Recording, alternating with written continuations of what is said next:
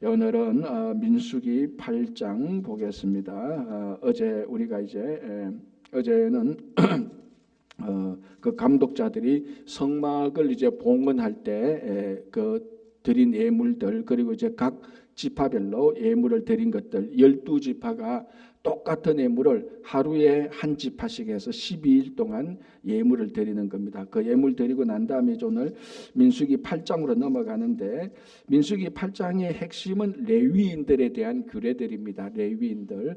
그런데 그 앞에 8장 1절에서 4절까지 등잔, 이게 히브리 메노라라 그러죠. 메노라. 이 등잔에 대해서 언급을 하고 레위인에 대해서 얘기를 합니다. 자, 앞에서는 7장에서는 길게 성막 봉사하는 것에 대해서 성막 봉헌하는 것, 그 봉헌할 때 각 지파가 예물 드리는 것을 하고, 이제 레위인에 대해서 얘기하는데 그 중간에 잠시 등잔에 대해서 얘기를 합니다. 우리가 성막에 대해서 얘기하려면 지성소에 있는 언약궤, 진설병, 그리고 분향단, 이런 것들, 번제단, 여러 가지 많이 얘기할 수 있는데, 딱 하나 이 8장 1절에서 4절 마치 중간에 끼워 넣듯이 차차 이거 빠졌다, 이거 끼워 넣어야 된다, 그렇게 하는 것처럼 등잔에 관한 설명이 나오고 있습니다. 이것을 볼 때 이제 우리가 어떻게 이 순서, 왜 우리 어떤 소설이나 드라마를 봐도 그 순서가 중요하지 않습니까? 왜 요때에 이 이야기를 하지? 그게 중요하지 않아요. 똑같은 이야기라도 어느 때에 이 이야기를 하는 것이 의미가 달라집니다. 똑같은 이야기를 하더라도, 그죠? 전반부, 중반부, 후반부에 어느 때에 이야기하는 것에 따라서 이게 또 이야기 내용이 달라지는 것처럼 이 8장 1절에서 4절은 메노라, 등잔 때에 관하여서 이야기를 하는데, 이게 아마 앞에서 드린 그 재물들, 이 재물들이 그냥 사사로운 물건이 아니고 이 세상을 비추는 그런 예물이 되어야 된다는 그런 의미가 있는 것이고, 그 다음에 이제 레위인이 있지 않습니까? 레위인에 대한 이 규례를 얘기하는데, 이 레위인 역시 성막을 봉사하면서 이 봉사하는 그 사역들 통하여서 이 세상에 빛이 되어라 라는 그런 의미가 많은 것 같습니다. 왜 여기서 이것을 그 등잔대에 대해서 기록을 했느냐, 이유는 없지만은 이 앞뒤 구성을 볼 때 우리가 하나님께 드리는 예물, 또는 어떻게 보면 우리가 하나님께 드리는 헌신, 이런 헌신들이 빛과 같이 빛나야 된다.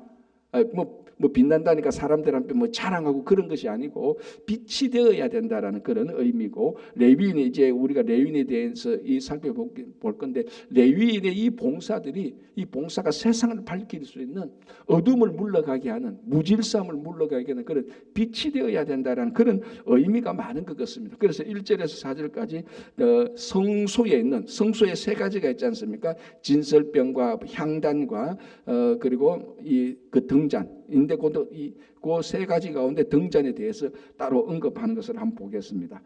자, 8장 1절, 여호와께서 또 모세에게 말씀하여 이르시되, 2절, 아론에게 말하여 이르라. 등불을 켤 때에는 죄송합니다. 등불을 켤 때에는 7 등잔을 등잔대 앞으로 비추게 할지니라. 자, 이 등잔, 성소에 있는 등잔대, 이게 히브리 메노라라고 말을 하는데, 지금도 유대인들을 상징하는 가장 대표적인 두 개가 있습니다. 두 가지. 첫 번째는 다윗의 별, 이스라엘 국기에 삼각형 두 개를 이렇게 정삼각형, 역삼각형에서 만들어 놓은 다윗의 별, 이것이 이스라엘 백성, 지금 이스라엘 국기에 있는 다윗의 별이고, 이거 어디에서 보면 이스라엘이라는 것을 다 알 수 있습니다. 그리고 또 하나, 두 번째 큰 상징이 바로 이 등잔입니다. 히브리어로 메노라라고 말을 하는데, 그러니까 등잔이 7개 있는 거 있지 않습니까? 7개, 그 좌측 우측에 3개 있고 중간에 하나 있고, 이런 거 많이 봤을 겁니다. 그래서 제가 따로 사진을 해서 하려 그러다가, 여러분 우리 여기 그 뉴욕에 살면 그런 것들을 허다하게 많이 봅니다. 그죠? 그런 등잔, 7 등잔인데 어떤 거는 9 등잔이 있다고 말을 합니다. 그런데 오늘 본문에서는 7 등잔을 말하고 있습니다. 등잔이 7개고 좌우에서 3개씩, 중간에, 그러니까 이 중간에 그 줄기를 이루는 중간 줄기에서 하나 나오니까 7 등잔을 이제 켜라라고 이렇게 나오는데요. 이 7이라는 숫자가 또 우리가 굉장히 성경에서 볼 때 의미가 있지 않습니까?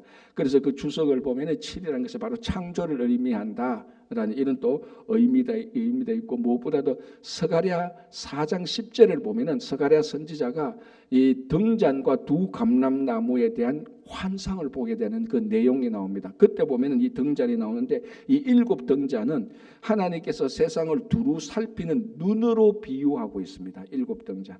그러니까 7이라는 수가 또 완전수 아닙니까? 그러니까 이 등잔에 7등잔에 불을 켠다는 것은 하나님의 임재를 의미하는 것도 있고, 그리고 어둠을 물러가게 하는, 어둠을 밝히는 그런 의미도 있고, 그 등잔을 성소에서 등잔을 켬으로 말미암아 하나님께서 이 세상을 두루 살피고 있다.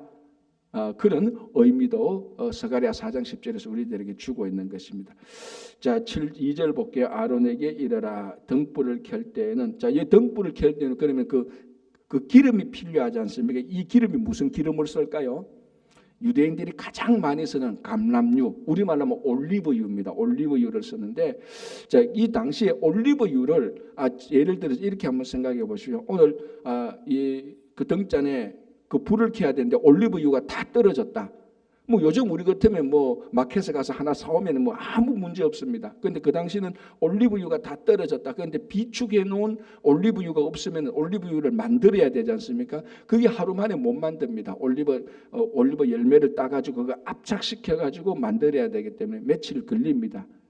자, 여기에 관련돼서 이제 아주 중요한 이스라엘 백성, 이스라엘의 그 역사, 아니면 이게 뭐 전성 이런 게 있는데요. 우리 구약이 끝나고 신약이 시작될 때 중간기 있지 않습니까? 중간기가 한 400년 되는데, 그때는 이제 헬라 사람들이 로마를 한때 정복합니다. 이 알렉산더 대왕이 와서 로마 지역이 아니고 그 당시 중동 지역을 이제 그 정복하고, 이제 여러 황제들이 나타나는데 그 헬라 황제 가운데 안티오쿠스 4세, 우리가 보통 안티오쿠스 에피파네스라고 말하죠. 이 에피파네스라는 뜻이 신의 현현이라는 뜻입니다. 그 안티오쿠스 4세의 다른 이름이 안티오쿠스 에피파네스, 그러니까 자기가 신이 나타난 거다라고 말할 만큼 교만했던 사람입니다. 이 사람은 이제 헬라 문명 문화를 전 세계에 다 전파하는 게 자기의 소명이라고 생각했던 사람이고, 이 사람이 이제 이 유대 지역을 다스릴 때 그 성전을 가장 심각하게 모독한 사람이었죠. 제가 뭐 한두 번 얘기 드린 것처럼, 예를 들자면 그 유대인 이스라엘 성전 안에서 제우스 신을 섬기고, 이스라엘 신화의 최고 신 아닙니까? 제우스 신을 섬기는 이런 모독적인 행위를 하고, 돼지를 가지고 와서 성전 안에서 제사를 드리는 이런 아주 모독적인 행위를 합니다. 그래서 유대인들이 견디다 못해서 반란을 일으키지 않습니까? 이제 그 반란은 이제 우리가 잘 아는 대로 여러분 많이 들어봤을 거다. 마카비 혁명이라고 이렇게 말을 합니다. 마카비 가문과 경건한 사람들, 이런 사람들이 함께 힘을 합쳐서 헬라의 안티오쿠스 이런 사람들에게 반란을 일으켜서 독립을 해냅니다. 나라가 독립을 합니다. 잠시 동안. 요때에 마카비 형제들과 함께 경건한 사람들, 이 사람들이 같이 연합해서 헬라로부터 독립을 하는데, 요때 경건한 사람들, 요 사람들이 우리 성경에 나오는 바리새인들의 원조입니다. 바리새인들의 원조.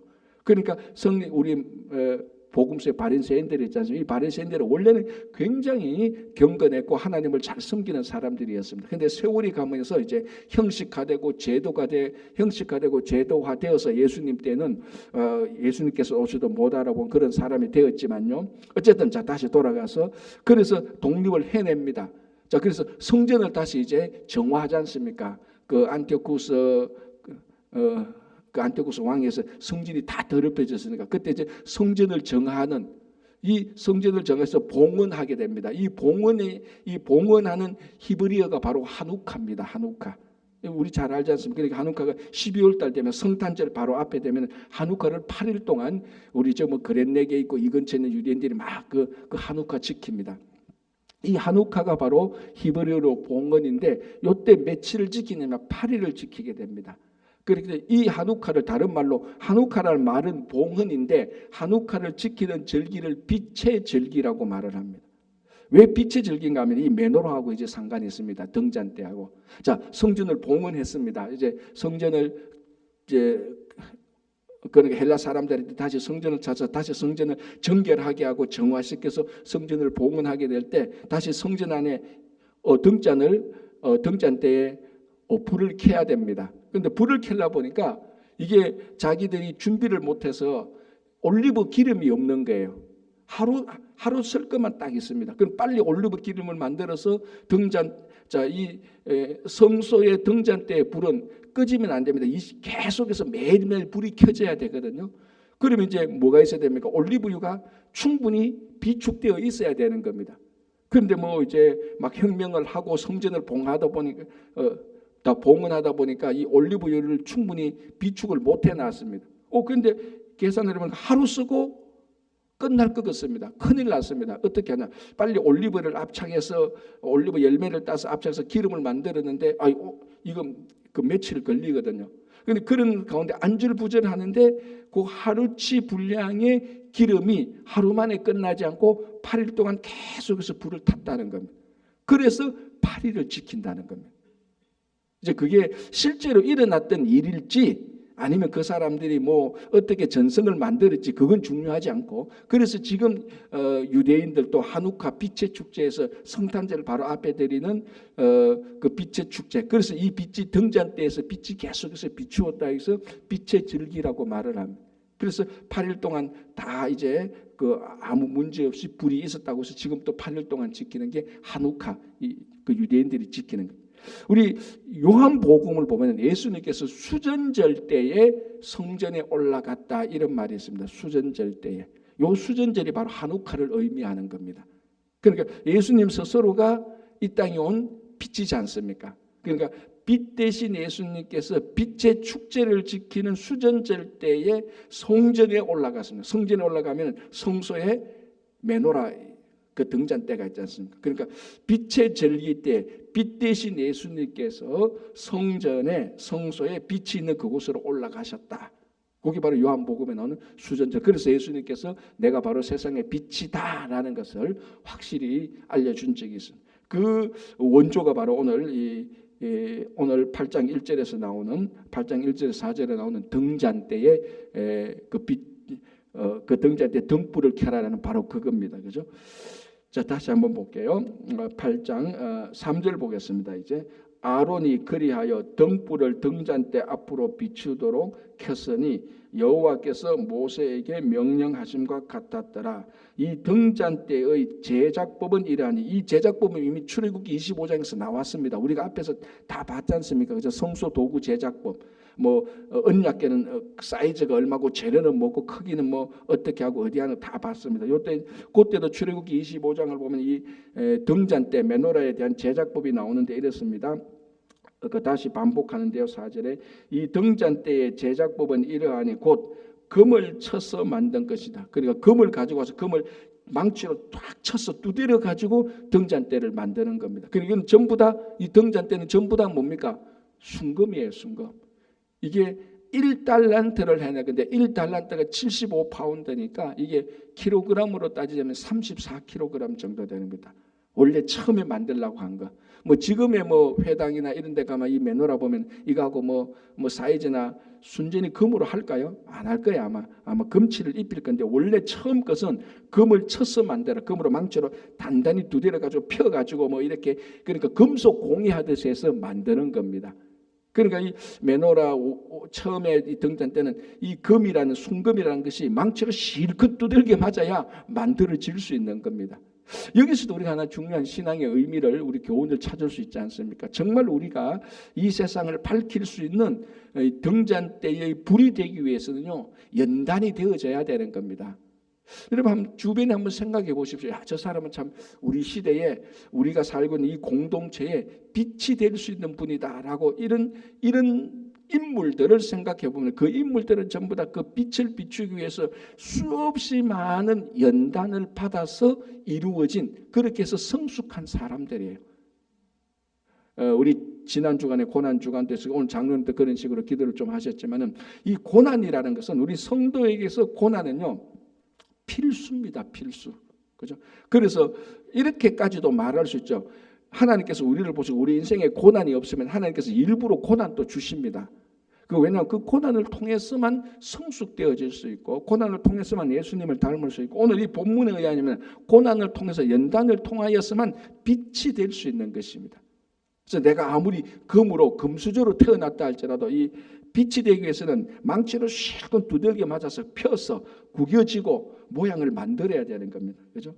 그런데 여러분이 보십시오. 우리 지성소에 있는 언약궤도 금으로 되어 있고 진설병도 금으로 되어 있어요. 그러나 이게 등잔대의 금은 이 자체가 금이고 언약궤나 진설병은 어떻게 금으로 되어 있습니까? 나무로 만들고 그 조각목이라고 하죠. 아카시아로 나무로 만들고 난 다음에 그 위에 금을 입히죠. 금을 입혀서 그 만들라고 되어 있는데 등잔대는 금을 입히는 게 아니고 자체가 금입니다. 자체의 금잔대, 그 자체가 금으로 되어서 이게 이제 빛을 비추게 하는 이렇게 지금 얘기합니다. 그래서 4절에 다시 보면은 이 등잔대의 제작법은 이러하니 곧 금을 쳐서 만든 것인데 금을 입히는 게 아닙니다. 금을 쳐서 만든 것인데 밑판에서 그 꽃까지 쳐서 만든 것이라. 이게 보면 이제 그 꽃 모양이 나도 이게 아몬드 꽃 모양으로 만들고 아주 우리 출애굽기 25장에 보면 그 제작법이 나옵니다. 그죠? 모세가 여호와께서 자기에게 보이신 양식을 따라 이 등잔대를 만들었더라. 이렇게 해서 이제 등잔대를 만듭니다. 만들고 난 다음에 언급을 하고 바로 레위인에 대한 내용으로 들어갑니다. 정상적으로 만들면 성소에 등잔대를 말했으면 진설병도 얘기 좀 해줘야 되고 분향단도 얘기해줘야 되지 않습니까? 그런데 그거 언급 없이 바로 레위인으로 들어갑니다. 아마 이런 순서와 이 연결점을 볼 때 자 이제 불을 켰으니 레위인들을 보여주는 겁니다. 그 레위인들은 성막을 봉사하는 것을 통해서 빛의 역할을 하라. 뭐 그런 의미로 그런 교훈으로도 우리가 볼 수 있는 겁니다. 자 레위인을 한번 보겠습니다. 여호와께서 모세에게 말씀하여 이르시되 이스라엘 자손 중에서 레위인을 데려다가 정결하게 하라. 자, 우리가 앞에서 봤습니다. 레위인이 하는 일들과 제사장이 하는 일들은 엄밀하게 따지면 구분이 된다 그랬습니다. 그죠? 자, 레위인 가운데서 제사장이 나오지 않습니까? 그러나 모든 레위인이 다 제사장이 되는 건 아닙니다. 아론의 자손들만 레위인 가운데서 아론의 자손들만 제사장이 되는 겁니다. 아론의 자손이 아닌 레위인은 제사장이 안 됩니다. 그냥 레위인입니다. 자, 제사장은 어떻게 해서 우리가 구별하였죠? 기억납니까? 기름을 부어서 정결하게 해서 기름을 부어서 정결하게 해서 그 구별하는 겁니다. 기름을 부어서 거룩하게 해서 제사장은 기름을 붓는데 레위인은 기름을 붓지 않습니다. 자 보십시오. 약간 차이가 났죠. 7절에 자 6절 7절 보겠습니다. 이스라엘 자손 중에서 레위인을 데려다가 정결하게 하라.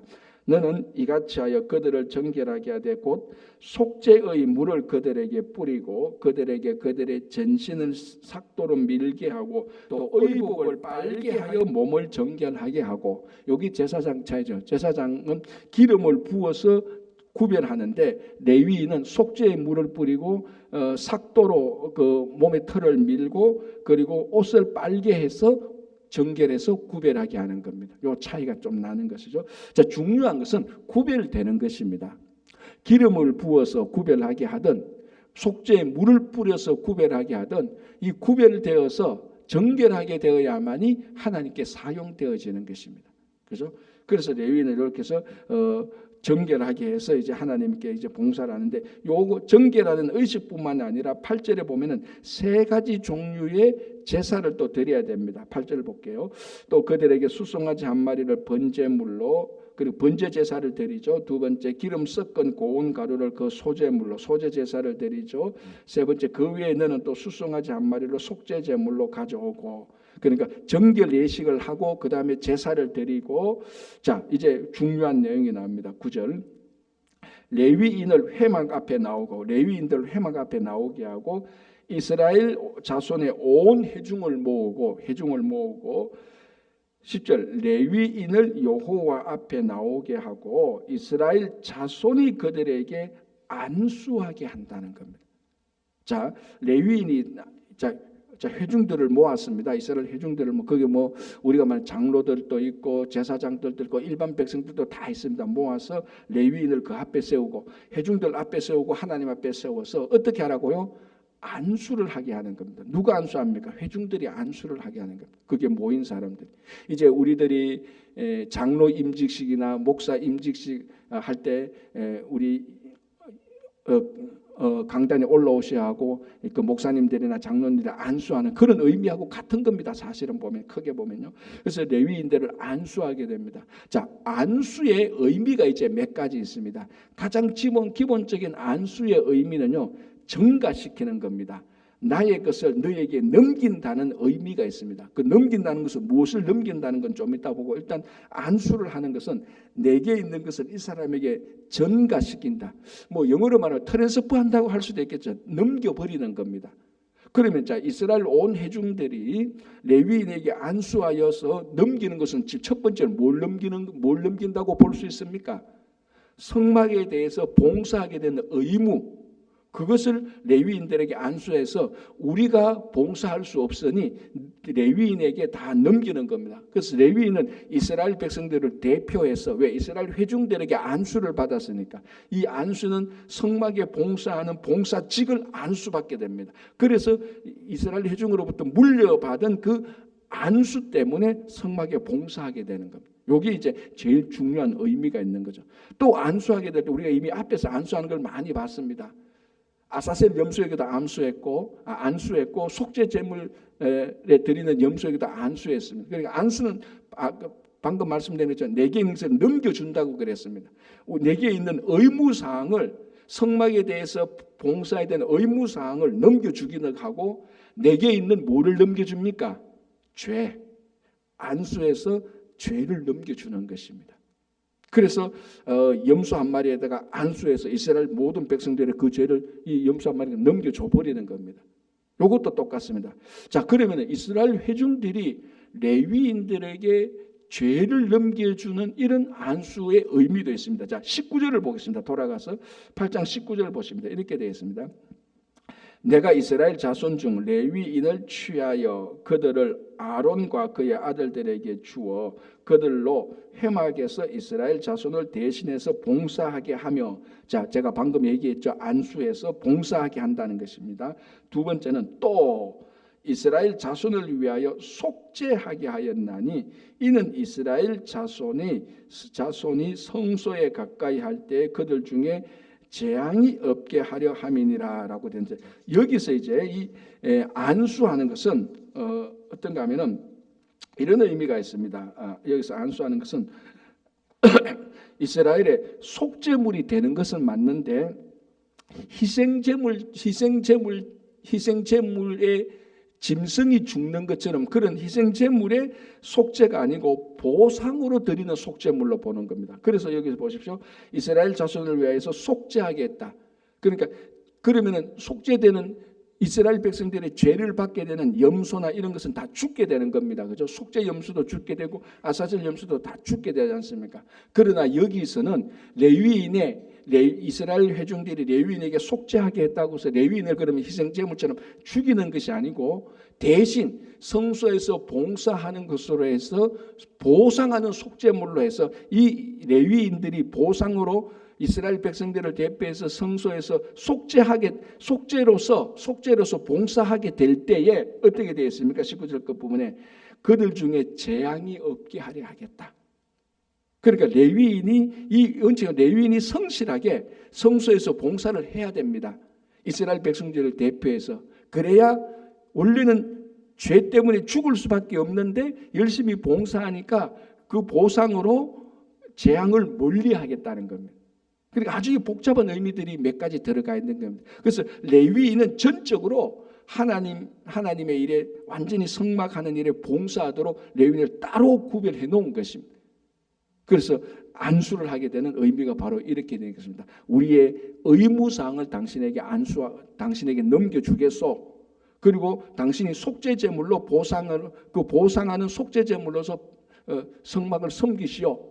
그래야 우리들에게 재앙이 오지 않습니다. 그런 의미로서 지금 안수를 하게 된. 레위인이 안수를 받게 되는 거죠. 그죠? 자, 재밌는 것은 보십시오. 그리고 10절을 보시기 바랍니다. 이제 레위인이 안수를 받았지 않습니까? 자, 뭐 거두절미하고 간단하게 말하면 이렇게 된다. 레위인이 안수를 받아야 성막에 봉사하게 되는 겁니다. 그죠? 자, 10절 보겠습니다. 자, 레위인을 여호와 앞에 나오게 하고 이스라엘 자손이 그들에게 안수하게 한 후에, 자 12절 넘어갑니다. 아닙니다. 11절 볼게요. 아론이 이스라엘 자손을 위하여 레위인을 흔들어 바치는 제물로 여호와 앞에 드릴지니 이는 그들에게 여호와께 봉사하게 하려 위함이라. 자, 여기서 아주 애매한 표현이 나옵니다. 자, 보십시오.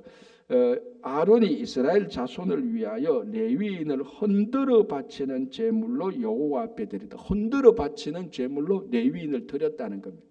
자, 이게 죄송합니다. 이제 서서히 알러지가 시작되는 것 같습니다. 자, 우리 화목제물 때 화목제 앞에서 봤지 않습니까? 화목제 제사 드릴 때 일정 부분의 양의 넓적 다리와 가슴, 이것은 어떻게 한다 그랬죠? 요제를 드렸습니다. 흔들어서 요제를 드리면 이 흔들어서 드린 요제는 누구 것이라고요? 제사장 거라 그랬습니다. 그죠? 그래서 흔들어서 그래 요제는 들어서 흔드는 요제, 흔들 요자입니다. 그래서 양의 짐승의 가슴과 넓적다리를 흔들어서, 그러니까 이 요제에 대해서 어떻게 흔들라는 규정은 정확히 없습니다. 그래서 이 요제라는 것은 요제가 나오긴 나오는데 성경에서 구체적으로 요렇게라는 그 방법은 없습니다. 그래서 사실 좀 애매해요. 어쨌든 흔들어서 드리는 요제를 드리면 이거는 여호와 제사장께 속한 것이 되는 겁니다. 그죠? 화목제물 때 그게 지금 레위인들에게 나오는 겁니다. 레위인들을 흔들어서 드려서 하나님께 속하게 하라는 것입니다. 그러면은 어떻게 드려야 할까? 레위인을 들어서 막 흔들으라는 건지 여기에 대해서 논쟁이 계속해서 있어 왔습니다. 그래서 한 두세 가지로 정리를 합니다. 첫 번째는 그래서 레위인들을 흔들어서 사람들이 들어서 이렇게 올려서 제사를 드릴 수 없으니 레위인들이 제단에 한 사람씩 올라가서 내려오는 이런 방식으로 말하는 것일 수도 있다. 요거 하나. 두 번째는 레위인들이 막 이렇게 활동을 많이 하지 않습니까? 성막에서 많이 하는 그 행위에 대한 상징으로서 요제를 드린다라고 이렇게 말하는 방식이고, 세 번째는 레위인을 들 수 없으니까 여기서 드리는 예물들을 대신 제물들을 레위인을 드는 것으로 대신해서 제물을 요제로 드려서 흔들어서 드려서 레위인을 요제로 드리는 방식으로 한다. 이런 세 가지 의견인데 아마 세 번째가 제일 이 본문에 합당한 의미다라고 많은 주석가들이 얘기를 했습니다. 자, 이거는 나중에 더 정확히 봐야 되겠지만 어쨌든 레위인을 요제로 드려야 됩니다. 중요한 것은 요제로 드린 것은 요제로 드리는 사람의 손에서 떠나게 되는 겁니다. 그래서 화목제물에는 제사장의 것이 되고 레위인을 요제로 드리면 하나님의 것이 됩니다. 그래서 레위인은 누구에게 속한 것이다? 하나님에게 속한 것이다. 그래서 하나님에게 속한 것이니까 하나님 일만 전적으로 하도록 하는 거예요. 그래서 성막 일만 하도록 하는 거죠. 우리는 앞에서 이미 사실은 살펴봤던 내용인데 더 구체적으로 레위인을 어떻게 구별하여서 하나님께 봉사하게 하는 건가라는 예식에 대한 자세한 내용이 나오는 겁니다. 그죠? 자, 12절 다시 볼게요. 죄송합니다. 11절. 아론이 이스라엘 자손을 위하여 레위인을 흔들어 바치는 제물로 여호와 앞에 드릴지니 이는 그들에게 여호와께 봉사하기 위함이라. 13절 보겠습니다. 좀 건너뛰어서 레위인을 아론과 그의 아들들 앞에서 세워 여호와께 요제로 드릴지니라. 14절. 너는 이같이 이스라엘 자손 중에서 레위인을 구별하라. 그리하면 그들이 내게 속할 것이라. 내가 그들을 정결하게 하여 요제로 드린 후에 그들이 회막에 들어가서 봉사할 것이라. 그러니까 간단한 말입니다. 이렇게 됩니다. 레위인을 요제로 드려라. 그래서 하나님께 속하게 되고 하나님께 속하게 되었으니까 하나님께 봉사하게 하라. 요 말입니다. 요런 이제 철저한 예식을 통하여서 어떻게 레위인이 하나님의 것이 되고 하나님의 성막에 봉사하게 되는가를 보여주는 예식 절차입니다. 자, 또 한 가지 더 봐야 되겠죠. 아까 제가 10절에 레위인은 안수를 받았습니다. 그죠? 이스라엘 회중에게 안수를 받았습니다. 자, 12절을 보시기 바랍니다. 이제는 레위인으로 수송아지들의 머리에 안수하게 하고 너가 그 하나는 속죄 제물로 하나는 번제물로 여호와께 드려 레위인을 속죄하고. 자, 레위인이 안수를 받았는데 이제 안수받은 레위인이 안수를 하죠. 그러니까 레위인은 안수도 받는 사람이면서 자기가 안수하는 사람입니다. 자, 12절에 보면은 레위인으로 숫송아지 머리에 안수를 하는. 이거는 이 안수는 무엇을 위한 안수죠? 자기 죄를 속죄하기 위한 안수입니다. 그러니까 안수에 여러 가지 뜻이 있다 그러지 않습니까? 레위인이 첫 번째로 자기들이 안수 받는 것은 이스라엘 백성들의 성막에 대한 봉사를 자기들에게 넘겨주는 것이고, 여기서 레위인이 숫송아지에게 안수하는 것은 자기의 죄를 숫송아지에게 넘겨주는 것입니다. 그래서 안수받고 안수하고 하는 이런 복잡한 예식이 이루어지는 겁니다. 그래서 레위인이 아무리 정결하게 된다 할지라도 가장 근본적으로 자기 죄를 속죄해야 되는 겁니다. 하나님께. 자, 그러면 이제 이런 레위인의 이런 절차를 통하여서 우리 성도 한 사람 한 사람이 어떻게 하나님께 봉사하는가가, 봉사하는 태도가 나와 있죠. 레위인을 볼 때 또는 제사장을 볼 때 우리가 항상 생각해야 되는 것이 우리는 왕 같은 제사장이라, 우리는 구별된 하나님의 자녀라는 것을 우리가 먼저 생각을 해야 됩니다. 그러면 우리가 하나님의 일에 봉사하게 될 때 이렇게 철저히 우리가 하나님의 일을 하게 될 때 정결한 마음으로, 그리고 속죄한 마음으로, 이런 세상 사람들이 열심히 일하는 그런 기본적인 태도에서 본질적으로 구별된 삶의 모습이 여기서 나타나는 겁니다. 그러니까 우리가 주님의 일에 봉사하는 것은 그 일이 작든 크든 굉장히 거룩하고 구별되고 정결된 삶의 모습입니다. 그래서 저는 늘 생각합니다. 우리가 교회에 와서 봉사하는 것 뭐 큰 비즈니스 하는 것 아니지 않습니까? 그죠? 큰일 하는 거 아닙니다. 나라를 구하는 일 아닙니다. 대부분의 교회 봉사는 세상 사람들이 볼 때는 사소한 것으로 비춰집니다. 그렇지 않습니까? 그죠? 뭐 해봐야 뭐 청소하는 것도 이런 것도 있고, 그러나 이제 주님의 몸된 교회를 청소하는 것, 세상 사람이 볼 때는 청소하는 것은 사소한 일로 볼 수 있지 않습니까? 그죠? 그러나 우리가 주님의 자녀가 되어서 주님의 일에 대해서 청소를 한다? 이거는 굉장히 레위인이 성막을 봉사하는 것처럼 굉장히 정결한 거룩한 행동이 되어야 되는 것입니다. 그게 우리가 봉사할 때 우리에게 주어지는 큰 하늘의 기쁨과 중요한 의미가 여기 있는 겁니다. 그래서 사소한 일이라도 굉장히 중요하게 되는 거죠. 세상의 일은 큰 일이라 할지라도 하찮은 일이 되는데, 하나님의 일은 아주 조그마한 일인데도 레위인이 성막에 봉사하는 것처럼 이 조그마한 일을 우리가 섬기게 될 때 하찮은 일로 보이는 이 일이 굉장히 중요하고 좋은 일이 되는 겁니다. 하나님께. 이게 얼마나 우리한테 의미가 있는 것입니까? 큰 일을 해야만 중요한 게 아니고 아주 사소한 일을 해도 하나님께서 볼 때는 아주 귀하게 보는 겁니다. 작은 일을 귀하게 만드는 것이 바로 이 레위인들이 성막을 섬기는 그런 태도로, 그런 마음으로 우리가 주님께 봉사하게 될 때, 우리가 주의 몸된 교회에 와서 또는 우리가 신앙인으로 하나님의 자녀로 살 때 우리가 하는 모든 작은 일도 하나님께서 볼 때는 아주 귀하게 그렇게 보이게 되는 것입니다. 그죠? 자, 마지막으로 하나만 보고 마치겠습니다. 20절 보겠습니다. 여호와께서 또 모세에게 말씀하였으되 레위는 이같이 할지니 곧 25세 이상으로는 회막에 들어가서 봉부하고 봉사할 것이요 50세부터는 그 일을 쉬어 봉사하지 않을 것이라. 몇 세부터 몇 세까지요? 25세부터 50세. 우리 앞에서는 뭐라고 봤습니까? 기억납니까? 레위인은 인구 카운트 할 때 몇 살 때부터 몇 살까지? 30살부터예요. 근데 오늘은 25세부터라고 말합니다. 5년 차이가 나요. 그때 제가 얼핏 이런 말씀을 드렸을 겁니다. 또 나중에 가면은 20세부터 50세까지라는 말이 나옵니다. 그럼 20세부터 50세가 맞냐? 25세부터 50세가 맞냐? 30세부터 50세가 맞냐? 어느 게 맞습니까?